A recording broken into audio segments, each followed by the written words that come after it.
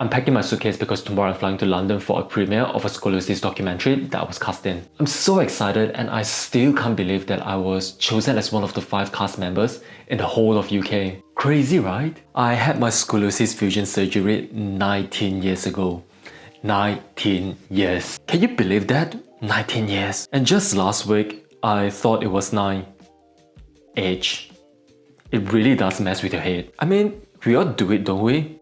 When I had my fusion surgery back then, I never thought that scoliosis would bring me down this journey. I just assumed that I would be preparing for old age and a lot of back pains, which, yes, it has already started showing up more often. Being a part of this documentary has made me see things from a different perspective, that scoliosis can actually empower you. Because, I mean, don't let that twisty spine of yours limit you. Did it limit me? I think it did at some point. For me, scoliosis has impacted my self-confidence a great deal, but more in a self-discovery way. When I first started modeling, I was so conscious being around other models. I would thought to myself how perfect they look. The height, the symmetry, the everything. I doubted myself a lot. Like, why am I here? And yeah, imposter syndrome was real. Even before modeling, I was already self-conscious about my body. Pre-fusion, the unevenness. Post-fusion, still the unevenness, the scar, and any imperfections that came along with it. But back then, I could hide it under clothes. So becoming a model made these insecurities even louder. I used to loathe it. That's why I started sharing it openly. It has helped me a lot, and now I feel like I'm also able to help others and be a part of this beautiful community. Right, I have like 30 minutes before my taxi arrived to take me to the airport, so I thought I would quickly run through what I'm going to wear to the premiere. I like to look a little bit smart for the premiere, but apparently it's only 10 degrees in London, so I know I might be cold. But you know what? That's a problem for the future me. So I'm going to put on this Givenchy suit that I bought 14 years ago when I was a VM for them. I was carrying insanely heavy mannequins and fixtures all around Singapore, and surprisingly I was okay. See, I was talking about post-fusion 14 years ago. Climbing shelves, climbing ladder, everywhere. And I'm still here in one piece. I'm going to pair it with this tank top from COS and this pair of boots from Walk London. Both new. I've only worn them for self-tapes and digitals. We all love saving new pieces for special moments, isn't it? So what do you think? Right, I better finish packing because I've only got 15 minutes left. Come with me to London. The flight to London was actually not too bad, just under an hour. And this trip just so happened to coincide with my birthday. And my partner asked me, what would you like to do for your birthday? And I thought, let's do Chinese hot pot. Walked around Chinatown, Piccadilly area, had more Asian food and more Asian food, cake, and then more cake and more cake. I also connected with a Singaporean photographer based in London. I was so excited because it's actually also my first time meeting another fellow Singaporean in the UK. So I can't wait to see all the pictures. And here's me getting ready for the premiere. All suited and booted up. Yeah. If you realize, I actually bandaged my feet because those boots are actually quite painful to walk in.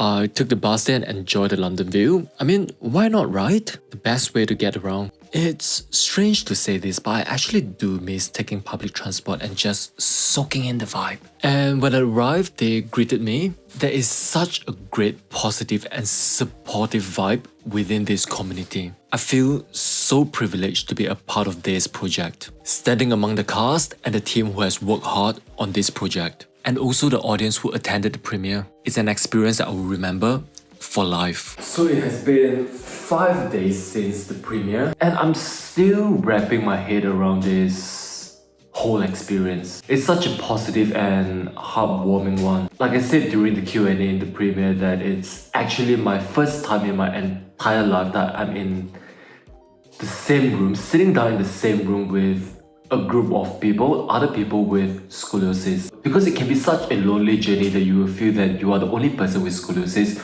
within your own circle of friends or people around you. It does affect you physically and also mentally. Like yesterday, it took me 3 hours to wash my car because just like today it's good weather and it's dry, so I decided to wash my car because I haven't done so in like months.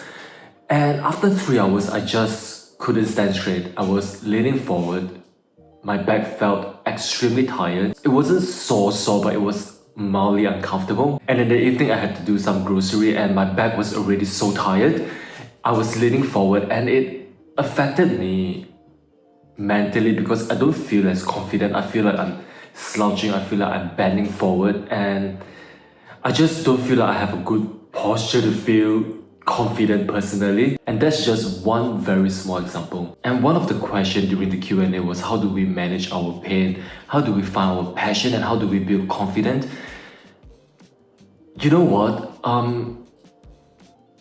I answered that question, but I feel like I didn't answer it well at the time.